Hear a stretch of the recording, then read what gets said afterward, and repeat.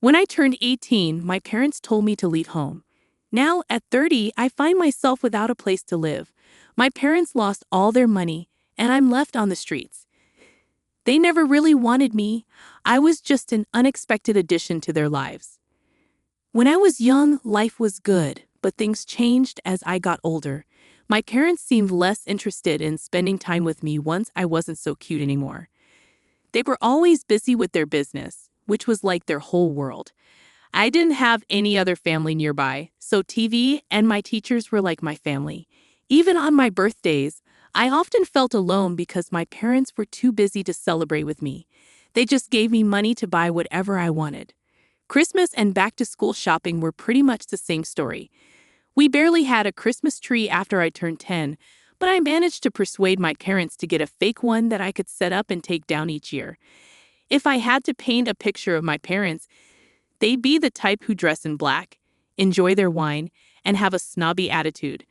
The last time I saw them, they hadn't changed much, except my dad had started wearing a toupee.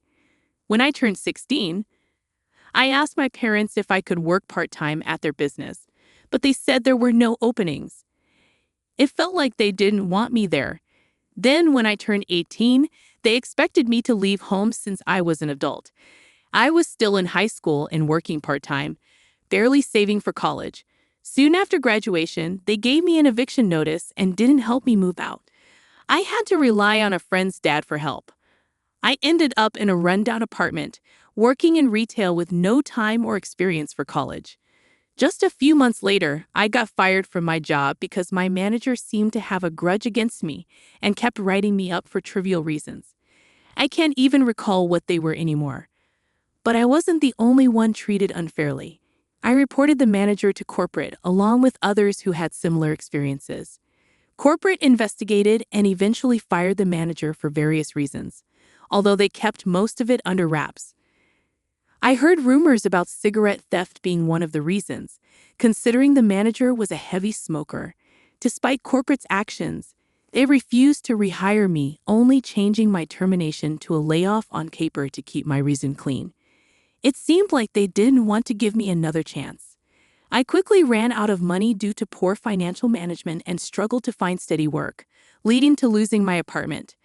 Desperate, I turned to my parents for help, but they turned me away, leaving me homeless and forced to live in a tent during the winter in someone's backyard. My friends had moved on to college, leaving me behind as a broke kid doing whatever odd jobs I could find to survive.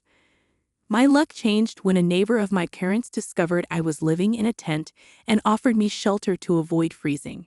With her support, I pressured my parents into revealing how to contact my other relatives, although they were reluctant, likely ashamed of how they treated me. Despite their warning not to bother them again, they reluctantly provided me with a list of contact information. I reached out to my paternal grandparents, whom I hadn't seen since I was a baby, and they were overjoyed to hear from me, welcoming me with open arms when they learned of my situation. They immediately flew me over to live with them, essentially adopting me as their own. My parents didn't even bother to see me off at the airport, despite being invited. For nearly a decade, I had no communication with them. My grandparents, upon learning of my parents' mistreatment of me, disowned them legally, removing them from their wills. Although my parents claimed they didn't need anything from my grandparents, their financial situation eventually proved otherwise. After living with my grandparents for about a year, I saved up enough to attend community college. With their support, I earned an associate's degree and landed a good job, thanks to my grandpa's recommendation. Eventually, my grandparents decided to sell me their house so they could retire to Arizona. My grandma's health was suffering in the cold winters, and they wanted to move somewhere warmer. While I was sad to see them leave, I gladly bought the house from them at a third of its value. I'll have it paid off in a few years. My job requires me to travel frequently, keeping me away from home for weeks at a time, but I enjoy the adventure. Right now, I don't have any pets or a girlfriend. I'm focused on my career. However, I hope to find companionship in the future once I have some stability. I don't want to remain a solitary bachelor forever. Returning home after more than 2 weeks away in late 2020, I was startled to find an unfamiliar white van parked in my driveway. Concerned, I was about to contact the authorities when I noticed my parents' business logo on the side of the van, filling me with dread. To my disbelief, my parents had broken into my house and were making themselves at home. Despite my anger, they greeted me casually, as if nothing was wrong. I demanded they leave immediately, but they refused, arguing that it was my grandparents' house. I reminded them that they had sold it to me upon retiring, a fact they would have known had they been involved in my life. However, they persisted, claiming it was their right to stay as it was originally their parents' house. Frustrated, I retreated to my bedroom, locking the door, and called the police. When the police arrived, they were unable to resolve the situation. My parents falsely claimed they had established residency, despite having just arrived, and asserted squatters' rights, lacking evidence to the contrary, and with no surveillance footage or support from neighbors. I found myself in a stalemate. My parents even fabricated a story of a verbal rental agreement with me, and my mother resorted to tears to sway the officers. The police deemed it a family dispute and advised me to pursue legal eviction through the courts, which was complicated by delays due to the pandemic in 2020. Meanwhile, my parents remained in my home without paying rent, flaunting their victory over me. They confessed that their business had collapsed, forcing them to liquidate most of their assets to settle debts. With nothing left but their van and personal belongings, they saw my home as their lifeline for the foreseeable future. Both of my parents managed to secure new jobs after moving in. My father became a delivery driver, while my mother found work as a sales associate. While they were earning, their only contribution was towards the electricity and water bills, which essentially amounted to handing me $100 each month, accompanied by reminders of their generosity. Whenever I broached the subject of proper rent, they dismissed it, arguing that I owed them for the 18 years they spent raising me, despite not requesting reimbursement for that time. They even threatened to withdraw assistance with the utilities altogether if I persisted. Frustrated, I reached out to my grandparents to explain the situation. Though they were displeased, my parents remained adamant, asserting their right to stay in my home. My grandfather expressed regret, acknowledging that had they not sold me the house, my parents wouldn't have taken advantage of the situation. However, I reassured him that I had already initiated legal proceedings for eviction, and my parents were well aware that their stay was temporary. I made sure my parents overheard my determination as I relayed this to my grandparents. Their response was silence. My father, occupied with his delivery job 6 days a week, often kept his distance, clearly discontent with the work. Meanwhile, my mother attempted to assert control over my home during her free time. She insisted on rearranging my living room and even pushed for my parents to claim the master bedroom, arguing they deserved it as my parents. I rejected both demands, asserting that they were not entitled to special treatment and emphasizing that I did not owe them anything simply for raising me, a basic parental duty. It was evident they were trying to assert dominance to prevent eviction. After 4 months, in early 2021, I resorted to legal action against my parents for squatting. Despite their resistance and attempts at manipulation, claiming former ownership by my grandparents and citing their $100 monthly contribution, the lack of a formal rental agreement worked in my favor. Recognizing their futile attempts, the judge ordered their eviction within 30 days. They had no rightful claim to my house. After the court ruling, they confronted me, expressing disappointment for evicting their own flesh and blood. I couldn't help but laugh, seeing the irony in their words, and labeled them as hypocrites for their previous actions toward me. Their lack of concern for my well-being spoke volumes about their supposed parental love. I owed them nothing. They attempted to lay claim to everything that was mine, but their actions hardly reflected those of loving parents. I confronted them, calling them out as snobby, deceitful narcissists, and warned them to prepare for their departure, as I wouldn't hesitate to involve the authorities if necessary. My father's anger was palpable, but my mother intervened, preventing any further escalation. With sneers and tension thick in the air, they eventually left. The final month was fraught with attempts to guilt me or ignore me altogether. I marked each passing day on a calendar in the living room, eagerly anticipating their departure date, which I circled in red. I vividly recall the relief of March 2nd, the day they were finally gone. On the very day they were legally obligated to vacate my home, my parents stubbornly remained, despite having removed all their belongings and even resorting to sleeping on the floor of the guest room in a futile attempt to persuade me to let them stay. They only began searching for an apartment after the court's eviction order was finalized. My mother struggled for weeks to secure a place, eventually settling for a small and subpar studio apartment in a neighboring city due to the limited options available on short notice. The situation bore a striking resemblance to my own experience at 18, adding an ironic twist to the ordeal. I drove my mother to see the apartment, and it was in dismal condition. The walls were an unappealing baby green, the carpet appeared decades old, and the sole window offered a view of a nearby brick wall. Lacking modern amenities, there was no dishwasher, and the stove was unusually small. The bathroom facilities were outdated, with the toilet clearly in need of replacement. The thin walls offered little privacy, as we could hear the loud arguments of neighbors in the adjoining unit. Despite my mother's attempts to evoke sympathy with sad looks and subtle hints about my apparent guilt, I feigned ignorance until she relented. They promptly signed the lease and relocated their meager belongings to the apartment over the weekend. They insisted on taking the queen-size bed, dresser, and flat-screen TV from my guest room, which they had occupied for 5 months. Fed up, I allowed them to take the items, eager to rid my house of reminders of their presence. Their reaction implied they felt slighted, but they left without further demands.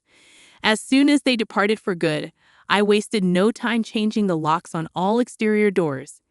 With all their belongings now in the apartment and their last night spent in my guest room, I began replacing the front door lock while they loaded their van. Their silent observation did little to disrupt my focus, and they left without a word once the new lock was in place. A wave of relief washed over me as their van disappeared down the road. I felt as though karma had finally caught up with them, and I was content to let them live with the consequences of their actions.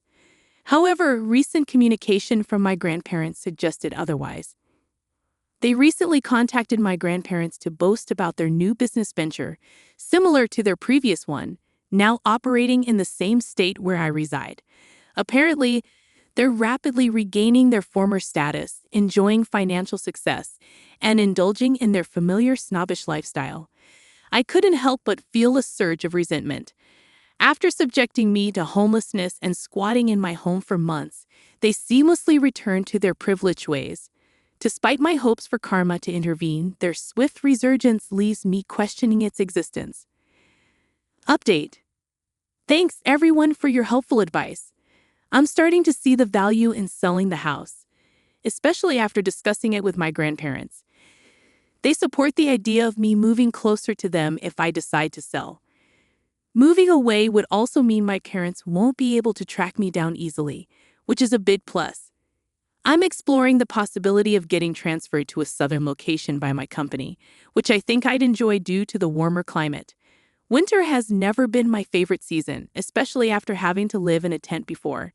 Since I'm not deeply rooted where I currently live and don't have many close friends, starting fresh elsewhere doesn't seem too daunting. While I do have some sentimental attachment to this house, it's not like I grew up here, so I'm open to the idea of moving. I understand the importance of beefing up security with more cameras, and I'll be looking into that. Regarding how my parents managed to break in and deceive the police, it was shockingly straightforward. They found an unlocked window, grabbed my spare keys, and then fabricated a story about having a verbal agreement to live here. They even went as far as changing their address with the DMV online to make their claims more convincing. Unfortunately, the police didn't offer much help and just advised me to go through the eviction process. I regret not getting their badge numbers to report their negligence. Quick update. Yes, my parents redirected their mail to my house, adding another layer to their residency claim. If they stayed in my house for over 30 days with my supposed permission, squatters' rights could legally make them tenants. They manipulated the situation and used every tactic to convince the police they had the right to be there. With no clear evidence of how long they've been living in the house, It became a messy finger-pointing situation, leaving the police uncertain. This led me to pursue eviction through the courts. I did withhold the Wi-Fi password from my parents, since they weren't contributing to the utility bills. However, they found a workaround by using their smartphones as hotspots for internet access during their stay. As for suggestions about leaving negative reviews or exposing my parents' past, I've decided to take the high road and move on. However, if they're involved in fraudulent activities with their new business, I'll be watching with interest to see how it unfolds. Update 2. For those skeptical about the 30-day rule concerning squatters, here's the direct law in the USA. In many areas, if someone resides on your property for over 30 days with your consent, they can claim certain rights, legally becoming your tenants. This often requires following an eviction process. Even in cases where no permission was given, if an unoccupied property is unlawfully entered and lived in, specific rules still apply. My parents manipulated the situation by fabricating permission and misrepresenting their duration of stay in my house, prolonging the eviction process to 5 months. Now you have the facts. Update 3. 5 days later, after some investigation and discussions within the family, I've discovered some curious details about my parents' sudden resurgence into business after bankruptcy. Contrary to speculation, their venture isn't an NLM, even they wouldn't stoop to such tactics. Their new business is notably smaller than their previous one, employing only the 2 of them compared to their former staff. Concerns were raised about potential identity theft, prompting me to monitor my credit closely, a habit I'd already adopted since dealing with their squatting situation. While I wouldn't put anything past them, there's been no suspicious activity on my credit, indicating they haven't attempted to access company funds through me. My paternal grandparents, who genuinely care for me, remain puzzled about the source of my parents' newfound wealth. Despite their attempts to reach out, my parents' calls have been rebuffed since they boasted about their success. It's evident they received no support from my father's side of the family. What about my mother's side of the family? I remembered I had an old list of contacts from my parents, which included my maternal grandmother's landline number.